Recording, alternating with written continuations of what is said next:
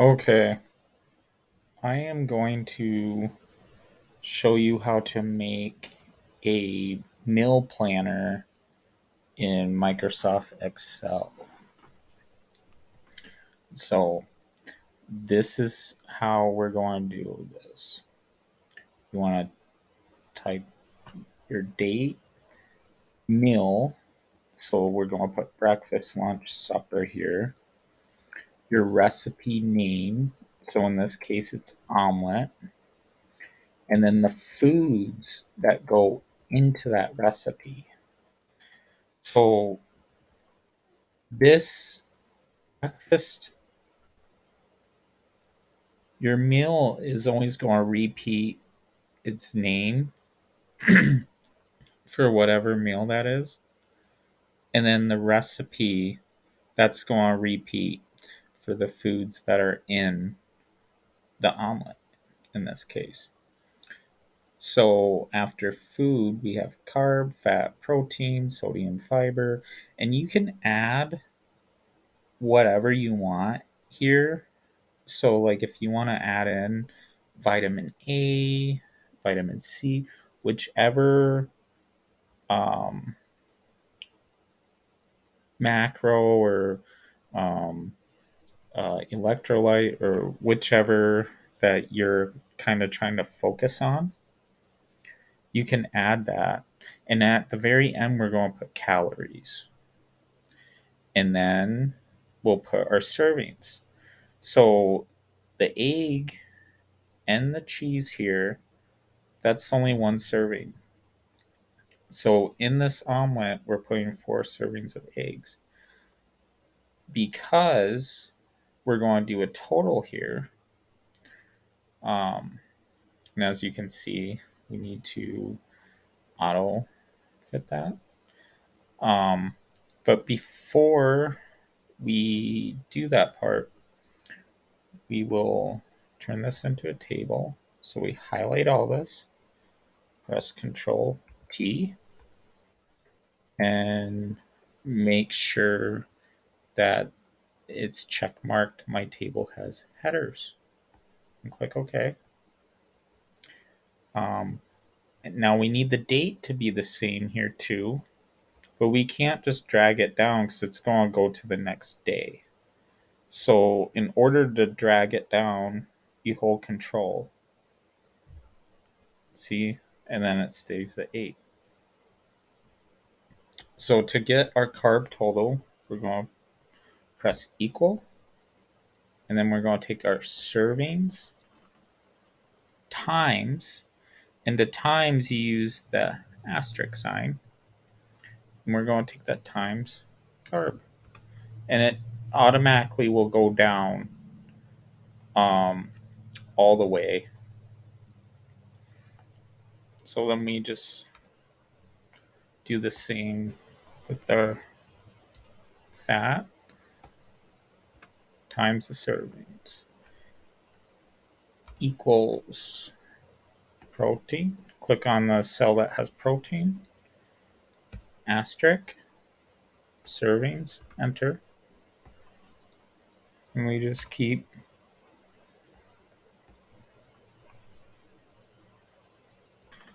So we don't want to touch any of this over here because that has our calculations. If we enter in there, it will mess it up. So I'm going to go to cell styles. I'm going to go to the accent, make it a different color there. Now I can tell the difference there. Now, as you can see, this would get um, kind of messy. So, want to show something more complete that has more entries because what we're going to do is see how our black arrow kind of goes at a diagonal there. We're going to select the whole table, and then we're going up here to insert pivot table, and I want it right there. And as you can see, and you would just press OK and it would enter. So, you know what? Let me show you that again. So, we're going into the top of the table, diagonal, black arrow, select, insert, go to insert, pivot table, and if you just leave it like this, it will automatically put it on a new tab. But I already have a tab. So the location, you want to click in A1 and see it gets it. Click OK.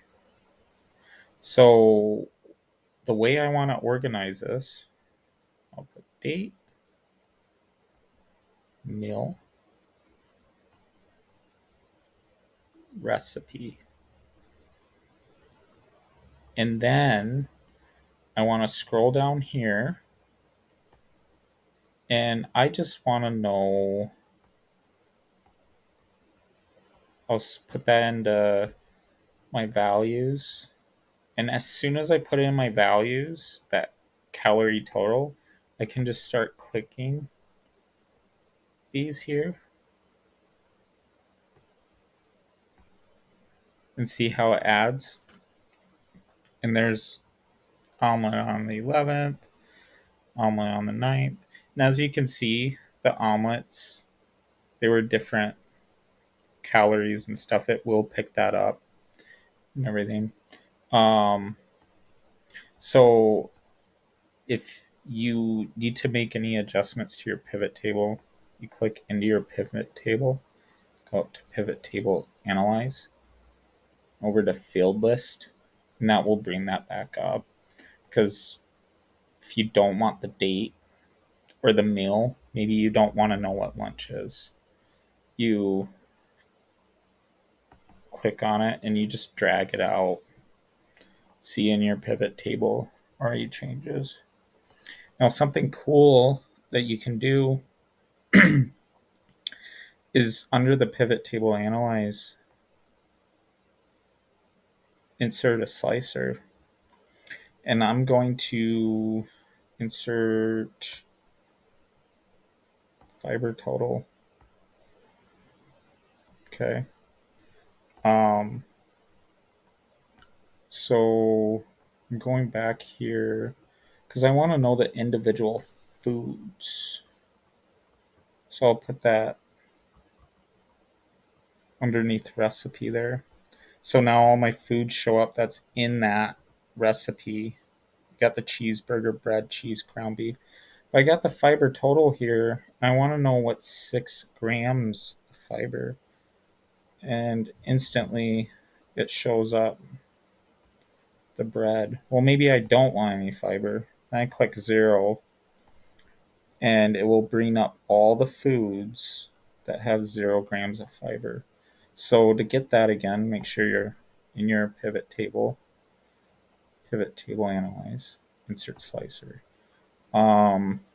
This time I think I want to insert a slicer for the meals because I want to know what all my breakfasts are. Maybe I want to know what just my lunches are. Okay. And you can keep doing that.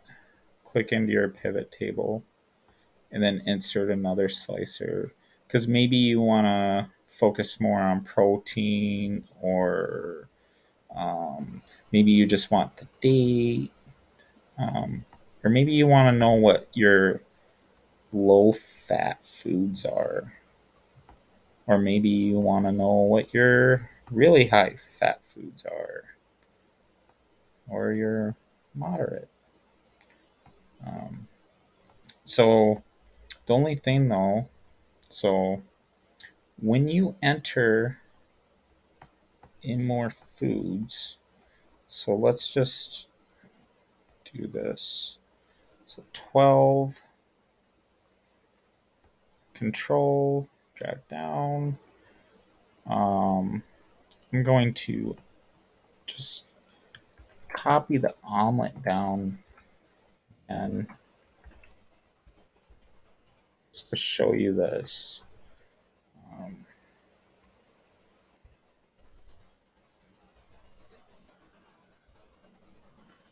okay. Okay, I do not have any filters on this pivot table, but notice that it didn't show. Why didn't it show? Well, you gotta click on your pivot table, right click, press refresh, click on refresh. See? Refresh. And there, it showed. But this is a great little way to keep track of your meals